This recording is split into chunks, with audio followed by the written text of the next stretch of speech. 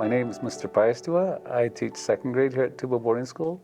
Been teaching here for about 20 years, and altogether I've been teaching about 28 to 30 years, all the way from early childhood all the way up to high school. Hi, I'm Mrs.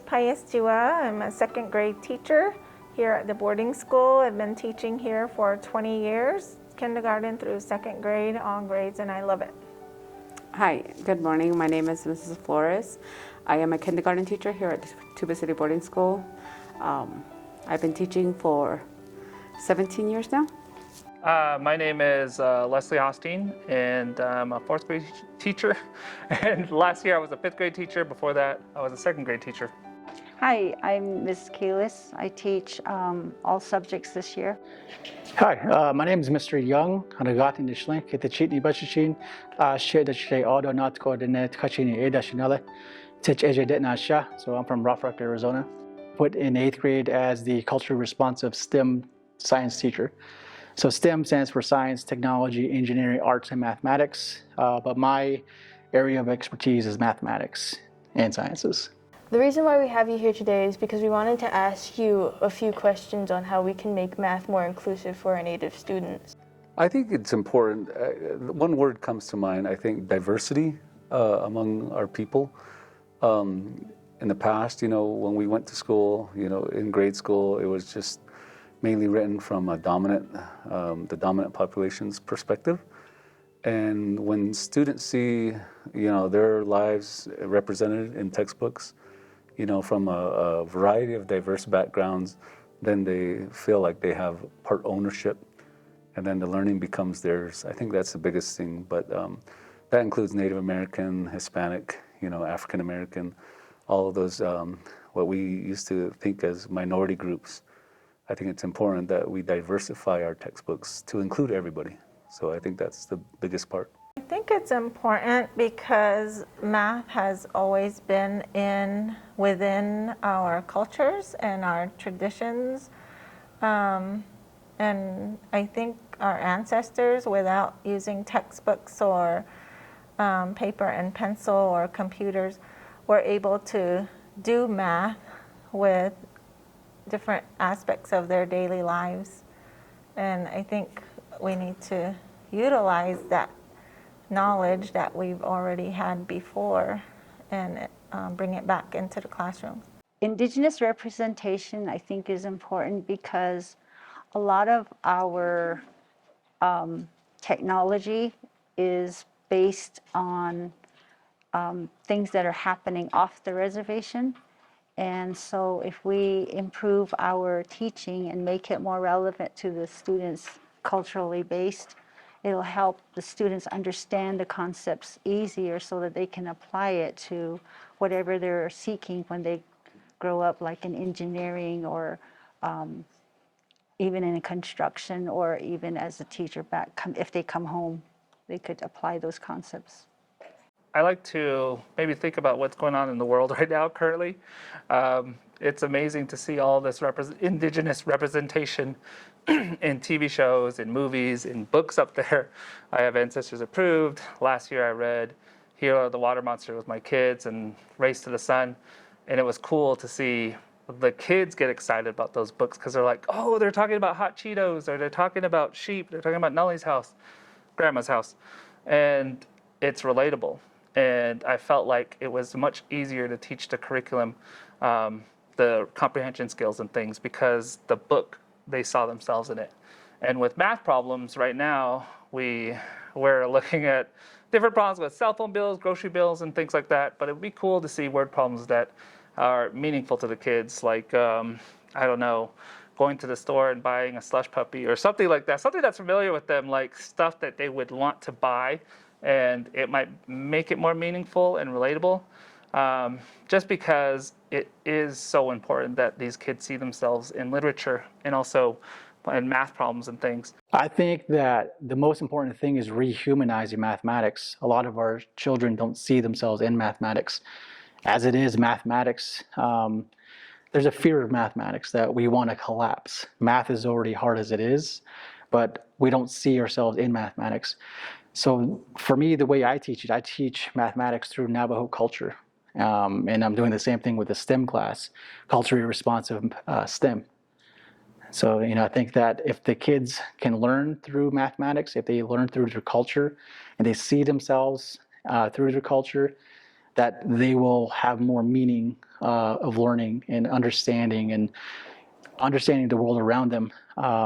Right now, in the United States, we want to be a global competitor, but we need more representation of indigenous peoples in STEM careers as well.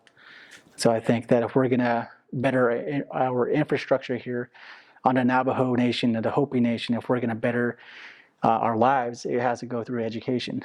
And one thing I do see is mathematics can be a roadblock.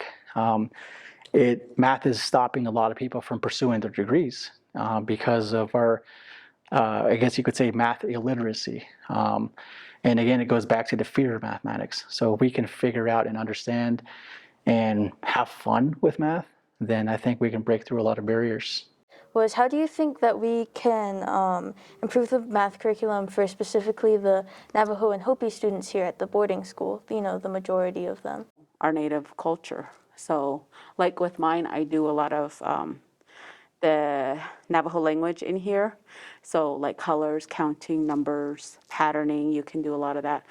And you can incorporate the Navajo language. You can use pictures for something that they're familiar with to do patterning, then comparing numbers. So a lot of that could be incorporated into that too, which is good. I think there's so many things you can do from, writing, when it comes to math, writing problems that include, the perspective of Native Americans, artwork, Native American as far as like history and things like that, science.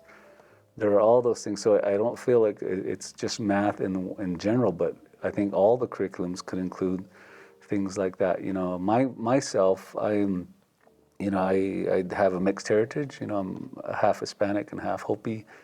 And so, when I see that ownership involved in the textbook, I feel like I said, I'm part owner and it'll relate to me more. So in that respect, I'm also a Hopi farmer, and I do things, like grow corn and beans. But I think there's so many things. And when we ask people, when we ask teachers, educators, even just our elders, parents, things like that for input, I think they could add a wealth of knowledge to our textbooks. Even the artwork. I know the artwork is something that's really important to Native American. And we've done projects before on, Navajo weaving, the rugs, even the designs in Native culture, Hopi culture.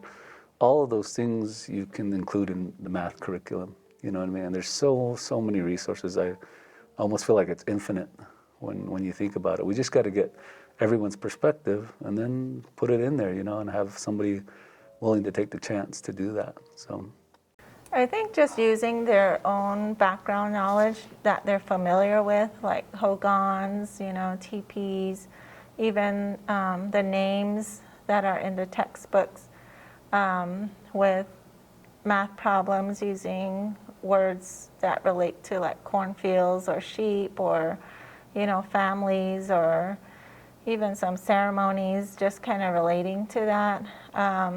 Maybe the pictures. I know down here at our elementary level, we still use a lot of pictures, colorful pictures. Maybe using some familiar scenic areas like the Grand Canyon or, forest, because that's what they see. Sometimes when we're teaching concepts, it's kind of out of their thinking. So sometimes we have to mention things such as hogans or even weaving, because when you're weaving, you have to use math. And sometimes it's just the technical words, like vocabulary words that they don't know in math. So we have to review the mathematical terms. That way it's more simplified for them. I think it's going to take a lot of research, because when you're dealing with an indigenous culture, you want to make sure it's accurate. So I think possibly by hiring traditional leaders and really talk to them about what can be taught, because there's certain things that are taboo within our culture. And I think it's going to take a lot of time to figure out how to navigate that and put some word problems that are not so stereotypical, because you don't want that to happen as well. So I think it's going to take a lot of research for that to happen.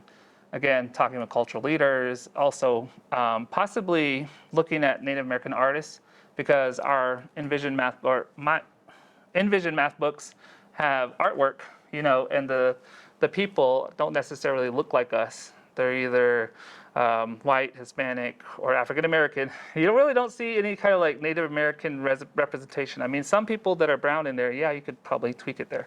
But the word problems and things, you can tell like some of it is foreign. An example, our kids live in a desert, and some of them don't have the background knowledge about talking about boats and bows and port side, lee side, all these different things. And some of our word problems have that. So it takes a lot of, as a teacher, it takes a lot of kind of like background knowledge building to make sure that they understand what the word problem is talking about. So by putting certain situations that students can relate to, I think it's going to help make it easier to grasp. Well, it all goes back to joy. It has to go back to the basic level, things you could do at home. You can make your home mathematically rich by having blocks, having puzzles, having your children discover and learn through curiosity. That's where we would start to build the interest, and that will morph over into understanding patterns and looking for puzzles in the numbers. And I think that from there, it's just going to continue to snowball and grow and grow and grow.